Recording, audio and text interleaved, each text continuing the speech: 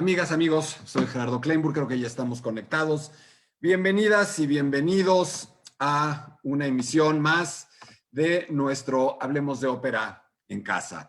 El día de hoy tenemos una charla que creo que va a ser muy atractiva, al menos a mí me lo ha parecido. Antes de empezar, y como acostumbramos en nuestros programas ya habituales, damos un agradecimiento a las instituciones, a las instancias que se suman a nuestra transmisión del día de hoy. En primer lugar, la Secretaría de Cultura Federal, el Instituto Nacional de Bellas Artes, el Auditorio Nacional, Ópera Latinoamérica y sus casi 40 teatros hispanoamericanos afiliados, el Teatro Julio Mario Santo Domingo, en Bogotá, en Colombia, la Ópera de Los Ángeles, en California, la Fundación Sinfonía de la República Dominicana, el Canal 22, el Conjunto Santander de Artes Escénicas de la Universidad de Guadalajara, el Fórum Cultural Guanajuato, el Instituto Sinaloense de Cultura, ProÓpera AC, el Festival de Santa Lucía en Nuevo León, la Secretaría de Cultura de Coahuila, el Instituto Sonorense de Cultura, el Festival Alfonso Ortiz Tirado, la Secretaría de Cultura de Tabasco, la Mahler Foundation en Viena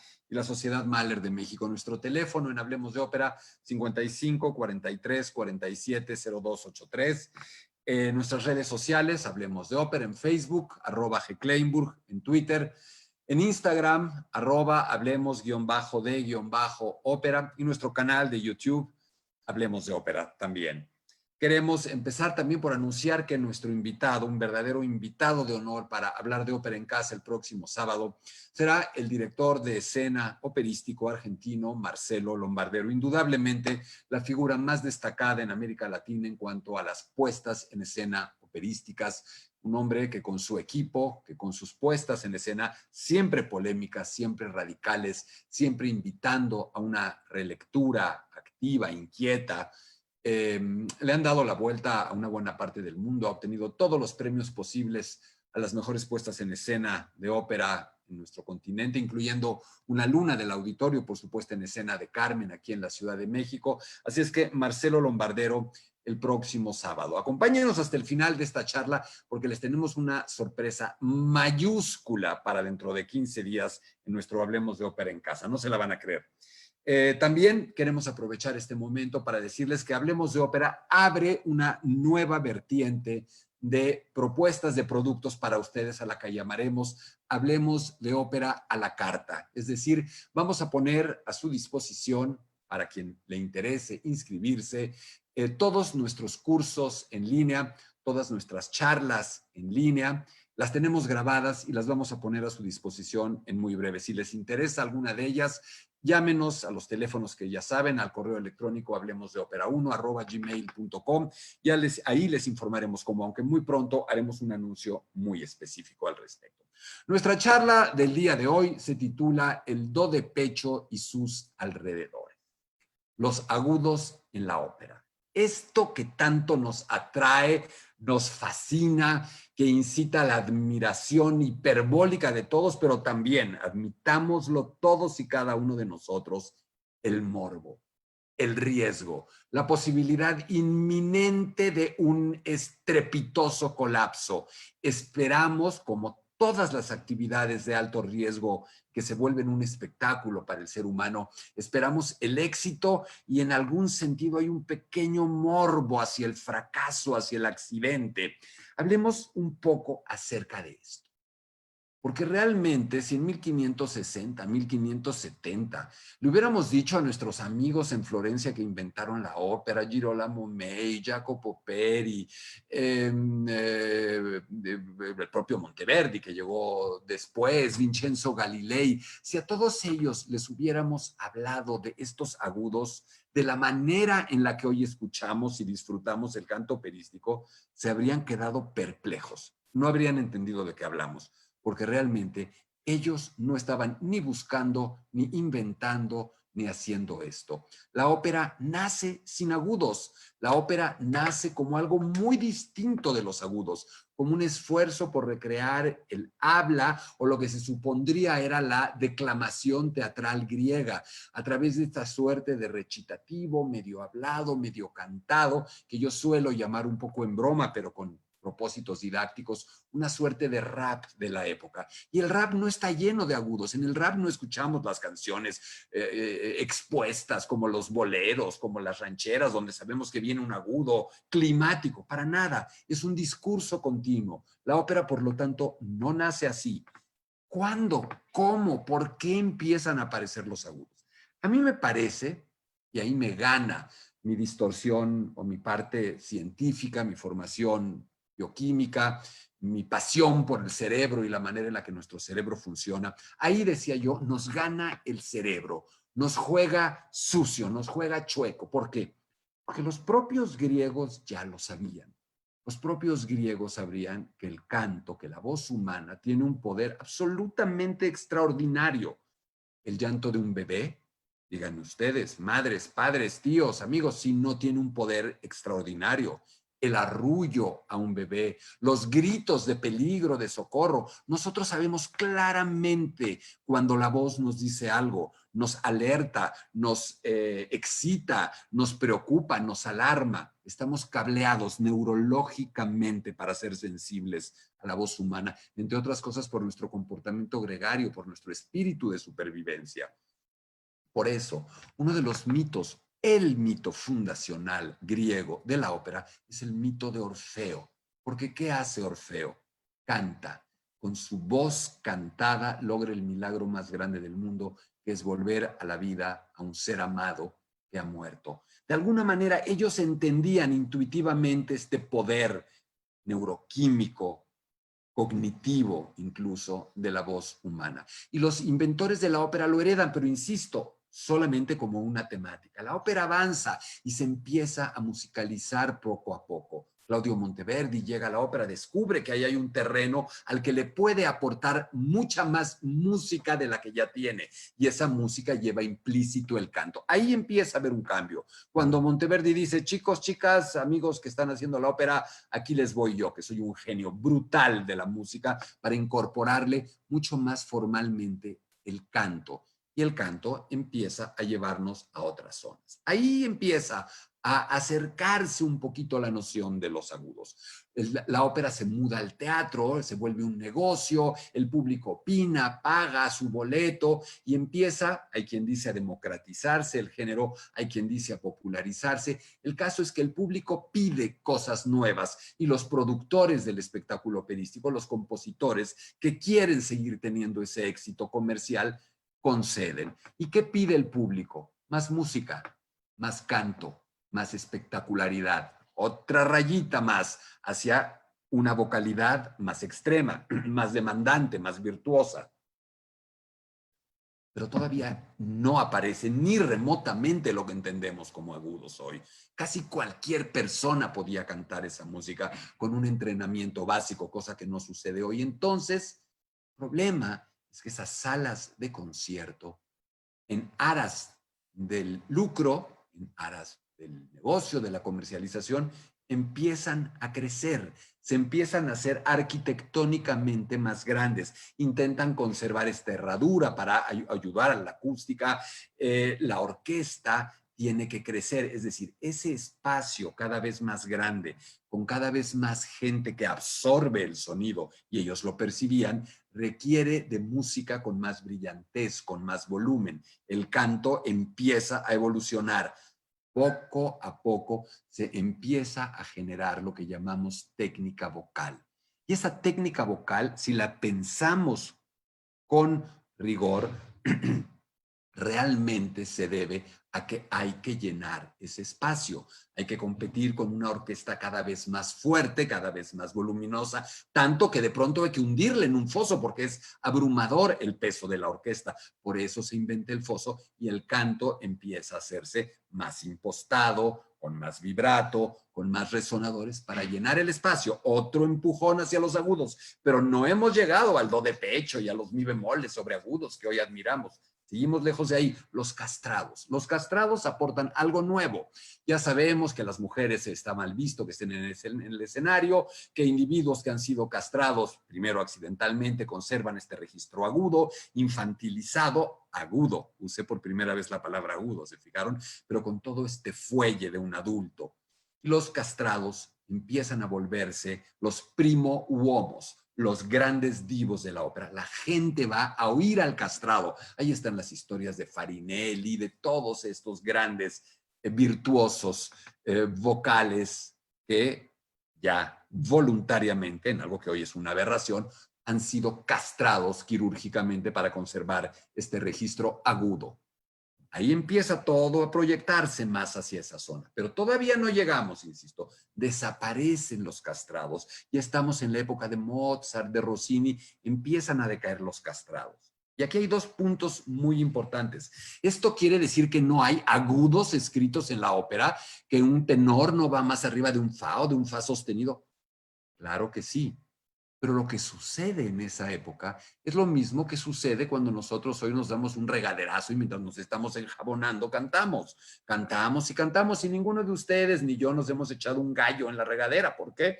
Porque cuando sentimos que nuestra zona no es cómoda, cuando estamos entrando a un registro agudo, hacemos un falsete, hacemos esta voz falsa, no impostada, sin vibrato, sin diafragma, sin resonadores, empezamos a hacer esta voz un poco infantilizada, un poco afeminada, por llamarla así, si somos hombres, o totalmente adelgazada, si somos mujeres, y de esa manera llegamos a los agudos. Así se cantaba. Todavía en la época de Mozart, cuando un cantante, hombre o mujer, no se sentía ya cómodo en un registro, hacía falsete. Hoy, imagínense ustedes si un cantante o una cantante profesional salen a un escenario y cuando viene la zona complicada empiezan a cantar en falsete. Los bajamos a pedradas del teatro, del escenario, los abucheamos, es la última función de su carrera. Entonces, ¿por qué? Empiezan poco a poco a darse cuenta de que esta combinación de la afinación, que se empieza a hacer cada vez más aguda, cada vez un do, un re, un mi, empiezan a hacer otra convención más aguda para darle más brillantez, para competir con estos instrumentos. Surgen los instrumentos de válvula, de metales, la orquesta es más nutrida y todo se vuelve un torrente sonoro de mayor decibelaje. Y entonces empieza a saltar que hay una diferencia demasiado fuerte entre los agudos y el resto de la voz en los cantantes, que empieza a ser un poco chocante en términos de carácter, en términos de dramatismo, en términos de credibilidad. Y entonces llegamos a un momento que no tenemos muy claramente establecido. Hay quien dice que fue Gilbert Duprés, tenor francés, que nace en 1806 y muere en 1896, el primero que da un do de pecho. Hay quienes dicen, por ejemplo, Rodolfo Chelletti, uno de los grandes teóricos, maestros, conocedores del canto italiano, conocedores del canto de toda la historia, dice que muy probablemente no fue Dupré, sino tal vez Manuel García, mucho antes, 1775-1832, papá de María Malibran, de Pauline Viardot, este gran teórico, gran maestro de canto que desarrolla por todas estas razones una nueva técnica. Y llegamos al emblemático momento del do de pecho. ¿Qué quiere decir do de pecho, o si de pecho, o re de pecho? Le llamaríamos do porque se vuelve emblemática esa nota.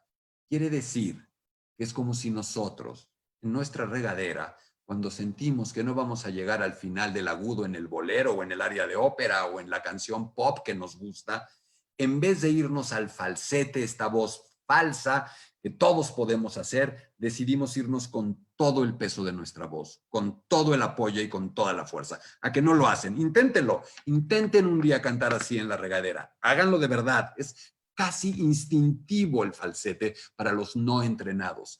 En el momento en el que ustedes no hagan un falsete y traten de ir al agudo con toda su voz, se va a reventar. Se van a echar un sonoro, estruendoso y monumental gallo de triple pechuga. En ese momento se darán cuenta de la dificultad que implicó para Gilbert Dupré o para Manuel García o para quienes hayan sido dar ese salto. Un salto que es complicadísimo, que tiene que ver con el paso de la voz, con toda una serie de cambios de biomecánica. Ahora sí vamos a hacernos publicidad, ahora que pongamos nuestro Hablemos de Ópera a la carta, en la ópera paso a paso, en la zona de entrenamiento auditivo, tenemos toda esta explicación fisiológica, técnica, etcétera, de cómo se hacen los agudos. No es la razón, no es el tema central del día de hoy, hablar de cómo se hace un agudo, sino de esta historia, insisto, de los agudos. Así pues, en esta época, debe haber sido en épocas de Rossini, los cantantes empiezan con los hombres. Además, recordemos, decía yo que el castrado ha entrado en desuso, ha desaparecido, pero ha dejado algo.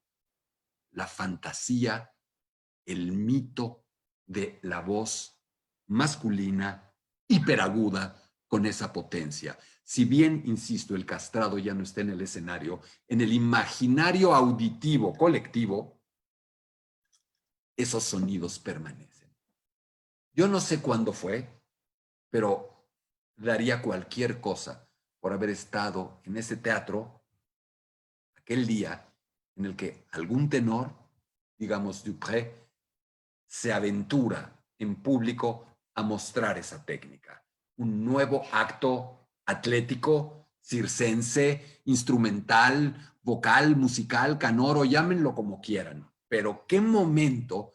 Y además imagínense ustedes a los espectadores que están esperando el falsete ya en el agudo y que de pronto les sale un cañonazo estentóreo.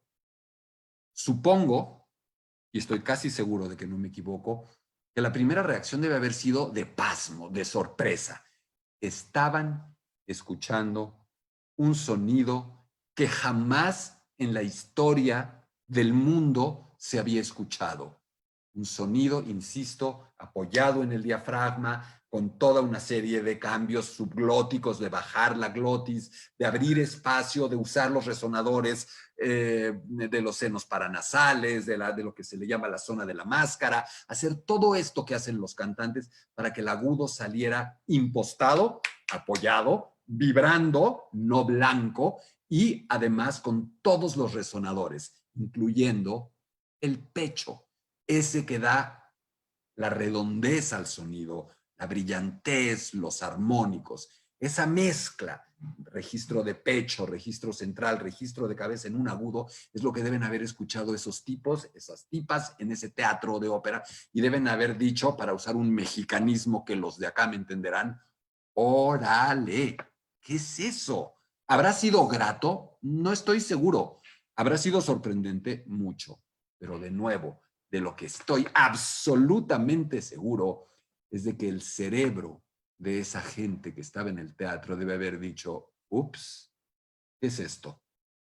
Algo se mueve. Los agudos mueven algo en nuestro cerebro, en nuestras emociones, en nuestra reacción emotiva. Y el cerebro debe haber dicho, me gusta, me pone, es adictivo, me excita en el sentido más amplio escuchar esto, porque por otro lado, en ese momento los cantantes se vuelven absolutamente sobrehumanos.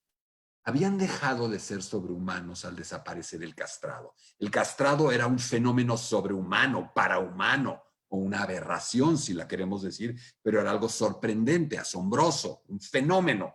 Aquí vuelve a salir, a surgir el fenómeno, pero ahora es un fenómeno trabajado, elaborado a través de técnica, de estudio, de riesgo, de una labor absolutamente increíble de los cantantes que empiezan a aprender, y lo digo con cuidado, a mentir, a generar unos sonidos que naturalmente no existen, pero que se proyectan con una vibración, con un volumen, con unos armónicos, que sumados a la música extraordinaria que los acompaña, a las palabras, a la situación dramática, a la escenografía, al vestuario, a la puesta en escena, deben haber generado una sensación integral absolutamente increíble en los espectadores. Y por supuesto, los compositores deben haber dicho también, wow, el instrumento vocal masculino y femenino de todas las tesituras se convierte en ese momento en un instrumento de nuevas posibilidades. Y por supuesto, los músicos tienen que, van a y gozan de aprovechar este nuevo instrumento, al que de pronto le ha surgido un nuevo registro agudo con todo el cuerpo y toda la potencia del resto de la voz. Por supuesto, los cantantes tienen que trabajar enormemente esos agudos y toda esa biomecánica para que el agudo no se vuelva un alarido, no se vuelva un grito, justamente porque muchas veces sigue nuestras charlas Ramón Vargas, Amalia, su esposa, a los que tanto queremos y les mandamos un saludo hasta Viena si nos están escuchando hoy o nos escuchan mañana. Ramón Vargas siempre me lo decía, yo no grito porque cuando grito nadie me oye. Y es tan sabio, un agudo es cualquier cosa menos un grito. Si un agudo es un grito, no se escucha. Un agudo es exactamente el equivalente de la explosión vocal de un bebé, de un niño pequeño que decimos da de alaridos, pero que no se lastima porque está haciéndolo técnicamente de una manera correcta, natural. Eso es lo que tiene que volver a aprender a hacer un o una cantante para dar agudos. Tiene que volver a aprender a emitir como un niño, como un bebé al que vemos llorar, inflando y contrayendo el diafragma perfectamente, al que vemos totalmente relajado de todo su órgano de fonación y toda la fuerza en su diafragma, y podemos ver a un niño, a un bebé, pegar de alaridos horas enteras y no quedarse ronco, porque no está gritando. Eso es lo que tiene que buscar un cantante de ópera a través de años de estudio, pero sobre todo a través de un enorme riesgo. Esos agudos bellos, esos agudos libres, esos agudos de verdad espectaculares, son agudos, son sonidos emitidos desde una zona de riesgo. Son sonidos emitidos por mujeres y hombres de un enorme valor, de un enorme estudio.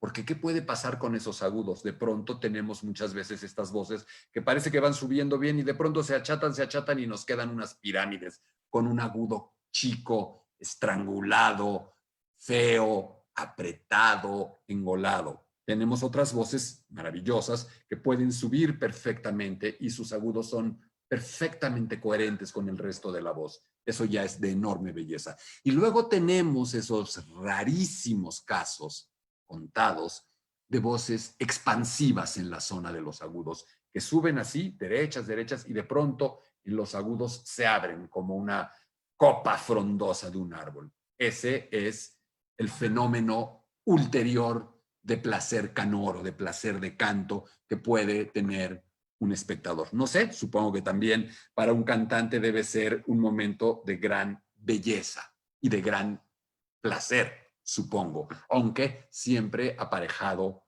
de riesgo, de temor, de incertidumbre. Por eso los agudos se vuelven tan atractivos, porque todos sabemos, sin esta explicación o con esta explicación, que esas y esos cantantes están haciendo algo increíble, algo que nosotros querríamos hacer. Y ahí es cuando se vuelven una proyección increíble de nosotros mismos. Todos cantamos, todos los seres humanos de la tierra sanos cantamos, como los cantantes de ópera, pero no podemos hacer eso. Ahí, cuando llega ese momento en el que percibimos que la voz va a otro nivel y que entra en una zona absolutamente inaccesible para nosotros, en ese momento la magia de la ópera cobra una fuerza increíble. ¿Qué estoy diciendo? En ese momento la magia de la ópera cobra una fuerza increíble. ¿Eso quiere decir que la magia de la ópera está en los agudos? Cuidado, enorme cuidado.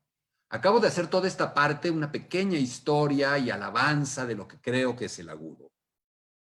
Pero tenemos que tener cuidado, todas y todos los espectadores, los cantantes, los directores, los maestros, los compositores, de no sobrevalorar los agudos.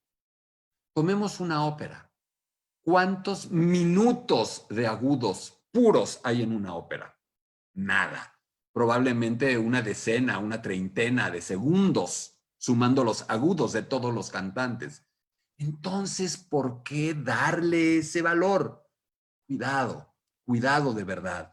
Un agudo maravilloso, un sobreagudo maravilloso, es bienvenido solo y solo cuando está coronando un aria, un dúo, una interpretación bella, cuidada, con homogeneidad de color y de calidad en sus registros, con musicalidad, con libertad y pureza de emisión. ¿De qué nos sirve un canto fijo, engolado, horroroso que meta un do de pecho divino? ¿Quién quiere eso? Y por supuesto, pasa a veces lo contrario. Podemos tener un cantante o una cantante que haga un aria bellísima, con todo lo que estamos esperando, con todos los atributos positivos del canto, y que cuando se acerque a la zona del agudo culminante nos llegue el mensaje de Houston, tenemos un problema, y el agudo no entra, se rompe o bien no se da el agudo. No se da el agudo. Stop. Cuidado de nuevo. ¿Cuántos de los agudos que estamos esperando en las óperas que creemos conocer bien de verdad fueron escritos por los compositores? La mala noticia que les tengo es que hasta cierto momento de la historia, digamos que hasta el final de la carrera operística de Giuseppe Verdi, y pensemos que Verdi nace en 1813 y muere en 1901, el número de agudos que realmente están escritos son poquísimos.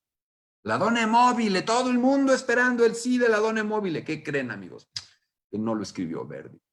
La pira del trovador, el do de pecho, si es que es en la tesitura original o el sí natural, ¿qué creen? Tampoco fue escrito. Y si nos seguimos con esa lista, es enorme. Ya nuestro amigo y admirado Iván López Reynoso hizo una charla, si no mal recuerdo, justamente sobre esto de la tradición y la no tradición en ciertas cosas. ¿Qué es la tradición? No, la tradición dice que hay que hacer Verdi así. La tradición dice que hay que escribir notas que Verdi no escribió. No solo eso.